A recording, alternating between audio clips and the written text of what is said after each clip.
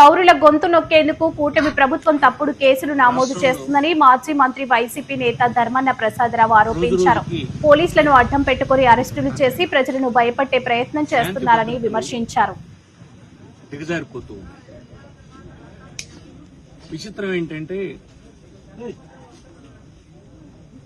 ఇలాంటి శాంతి భద్రతలు దిగజారిపోవడానికి కారణం ఒక విధంగా పోలీసులే అవుతున్నారు. పోలీసుల్ని అనైతికంగా భయపెట్టి వారి వ్యక్తిగత ప్రయోజనాల్ని దెబ్బతీయాలన్నటువంటి లక్ష్యంతో కొందరు అధికారుల్ని బలి చేసి రాష్ట్రంలో పనిచేస్తున్న పోలీస్ వ్యవస్థను ఈనాడు అధికారంలో ఉన్నటువంటి తెలుగుదేశం పార్టీ ప్రభుత్వం వారి గుప్పిట పెట్టుకుంది. తద్వారా రాజ్యాంగం కల్పించినటువంటి హక్కులు, చట్టాలు కల్పించినటువంటి హక్కులు, స్వేచ్ఛ ఈనాడు ఆంధ్రప్రదేశ్ లో ఎవరికీ లేకుండా పోయింది. పౌరుల గొంతు నొక్కడమే పోలీసుల బాధ్యత అన్నట్టుగా ఈనాడు ఉన్నటువంటి ప్రభుత్వం ఇచ్చిన ఆదేశాల మేరకు పనిచేస్తూ ఉన్నారు. ఈ ఒక్క చిన్న సంఘటనే మీకు ఉదాహరణ. గ్రామంలో ఒక చిన్న ఆస్తికి తగాయిదా పడినటువంటి 2 కుటుంబాలని అడ్డం పెట్టుకుని వారిలో ఆ కోరిక లేకపోయినా ఇందులో వైఎస్ఆర్ కాంగ్రెస్ పార్టీకి చెందినటువంటి ఎల్ఐ కుటుంబంలో ఉన్నటువంటి 3 హత్యా ప్రయత్నం చేసినట్టుగా కేసు నమోదు చేయించి వీళ్ళ జైల్లో పెట్టించారు. నాకు తెలిసి ఈ 2 సంవత్సరాల్లో ఈ ప్రభుత్వం వచ్చిన తర్వాత పెట్టిన కేసులన్నీ జైల్లో ఉన్నటువంటి మొగ్గుతున్నటువంటి వారందరూ ఇలాంటి వారు అయి ఉంటారని నేను నమ్ముతూ ఉన్నాను.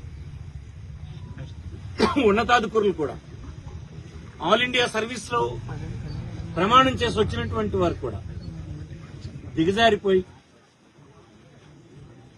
అధికార పార్టీకి చెందినటువంటి ఎమ్మెల్యే ఇళ్లలో తీసుకున్న నిర్ణయాలను అమలు చేయడానికి పెద్ద ఎత్తున పూనుకోవడం నాకు ఆశ్చర్యం కలిగిస్తుంది. దేశంలో గాని రాష్ట్రంలో గాని గడిచిన 80 సంవత్సరాల కాలంలో ఎన్నడూ ఇంత ఘోరంగా పోలీస్ వ్యవస్థ వైఫల్యం చెందినటువంటిది మేము ఎప్పుడు చూడలే. నాకున్న కొద్ది అనుభవంలో కూడా ఎప్పుడు చూడలే. సోషల్ మీడియా అనేది ప్రజల యొక్క తన అభిప్రాయాలను వ్యక్తం చేసే ఒక హక్కు, స్వేచ్ఛ. ఆ స్వేచ్ఛ ప్రజలకుంటే ఈనాడు ఈ ప్రభుత్వం చేస్తున్నటువంటి లొట్ట పనులు, దొట్ట పనులు, దొంగ పనులు, దోపిడీ పనులు బయటపడతాయని చెప్పి తెల్లవారు లేస్తే ప్రభుత్వం అంతా పోలీసుని పౌరులు గొంతు నొక్కమనే కోరుతూ ఉంది.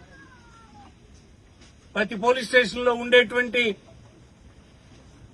పోలీసులు చేస్తున్న పని ఏంటంటే ఏ పౌరుడు తను స్వేచ్ఛగా తన అభిప్రాయాన్ని చెప్తే వాడిని తెచ్చి కేసులు పెట్టి ఇరికించి హింసించి చేయడం ఈనాడు కనిపిస్తుంది. పోలీస్ స్టేషన్లలో మర్డర్లు జరుగుతున్నాయి. ఇంత దిగజారిపోయిన వ్యవస్థ గతంలో ఎన్నడూ మనం చూడలే. ఈవేళ పోలీస్ వ్యవస్థ మీద పూర్తిగా ప్రజలకు నమ్మకం పోయింది. ప్రజాస్వామ్యంలో ఇండిపెండెంట్ గా చట్టాల పరిధిలో పనిచేయాల్సినటువంటి ఈ వ్యవస్థ ఈ విధంగా దిగజారిపోవడం వలన ప్రజలందరూ ఒక రకమైనటువంటి వ్యవస్థ పట్లే నమ్మకం పోయేటట్టుగా వ్యవహరిస్తూ ఉన్నారు. విపరీతమైన కరప్షన్ ఉంది. సో ముఖ్యమంత్రి నుంచి కింద కార్యకర్త వరకు చేస్తున్నటువంటి దోపిడీని ప్రజలు ప్రశ్నిస్తే వాళ్ళు ప్రశ్నించడానికి వీలు లేదన్నట్టుగా మాట్లాడుతున్నారు. విధానాలు, కార్యక్రమాలు అమల్లో వారు చూపిస్తున్నటువంటి లోపాలను ఎత్తి చూపితే తప్పంటున్నారు. ఎప్పుడైనా మనం చూసామా అని అడుగుతున్నాను. అమాయకులైనటువంటి రైతులు, ఏమీ తెలియనటువంటి కుటుంబాలు మీరు పెడుతున్నటువంటి కేసులకి జైలులో మగ్గిపోతూ ఉన్నారు. చరిత్ర చూడండి, ఎన్నడూ కూడా పోలీస్ పెత్తనంతో ప్రజల్ని అణిచివేయడం అనేది జరగదు ప్రజాస్వామ్యంలోని ఈ సందర్భంగా మనం చేస్తూ ఉన్నాం. మీరు పొరపడుతూ ఉన్నారు. పోలీస్ వ్యవస్థే మాకు రక్షణ కల్పిస్తుంది, పోలీస్ వ్యవస్థే మాకు చిరకాలం అధికారంలో ఉండడానికి దోహదపడుతుందని మీరు నమ్ముతూ ప్రజల్ని హింసిస్తూ ఉన్నారు. ప్రజలు తిరుగుబాటు ముందు మన వ్యవస్థలేవి పనిచేయవని ఇంతకుముందు అనేక సందర్భాల్లో ప్రపంచంలోనూ చరిత్ర చెబుతోంది. ఈనాడు ముఖ్యమంత్రి గారికి గాని తన కొడుకైనటువంటి లోకేష్ గారి వైఎస్ఆర్ పార్టీ ప్రశ్నిస్తుంది. దీనికి మూల్యం చెల్లించుకోవాల్సి వస్తుంది. ఎన్నో రోజుల్లో ఇప్పుడు ఎన్నికలు జరిగితే రాష్ట్రంలో మీ ప్రభుత్వం ఊడిపోతుందన్న విషయాన్ని గట్టిగా ఈనాడు చెప్తుంది. ఇంకో 3 సంవత్సరాలు జరిగినటువంటి జనరల్ ఎలక్షన్ లో మొత్తం మీ అడ్రస్ గల్లంతైపోద్దని మీకు మనం చేస్తాం. దానికి కారణం మీరు చేసినటువంటి ఈ దుర్మార్గ పనులే అని ఈ సందర్భం మనం చేస్తాం. ఒకరిని జైల్లో పెడితే ఈవేళ చూసారా 100 మంది వారికి అండగా నిలిచేటువంటి కార్యక్రమం కనిపిస్తూ ఉంది. పాత్రికేయ మిత్రులందరికీ వీళ్ళందరినీ చూపించమని కోరుతోంది. భయపడ్డారా వీళ్ళందరూ? ఒక కుటుంబాన్ని ఉంచితే ఆ కుటుంబంతో ఏ సంబంధం లేదు వీళ్ళకి. అయినా వందలాది మంది వారికి అండగా నిలబడడానికి వచ్చినారంటే ప్రజాస్వామ్యంలో ఉండేటువంటి గొప్పతనం అది మీకు మనవి చేస్తుంది. మీరు చేస్తున్నటువంటి ఉద్యోగాలు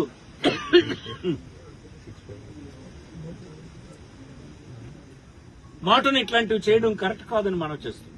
ప్రభుత్వాలు మారుతూ ఉంటాయి. మనం తయారు చేసిన చట్టాల్ని, పెట్టుకున్న నిబంధనల్ని, రాజ్యాంగాన్ని అనుసరించి మనం పనిచేసి సమాజానికి మేలు చేకూర్చలేదు తప్ప ఇలా అడ్డగోలుగా వ్యవహరించడం తప్పని ఇది మానుకోవాలని కోరుతూ ఉన్నాను.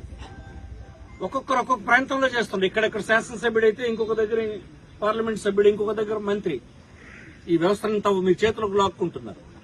తర్వాత వచ్చిన ప్రభుత్వాలు కూడా ఇదే పద్ధతి అనుసరిస్తే ఏమవుతారు మీరని అడుగుతున్నాను. ఇది కరెక్ట్ కాదని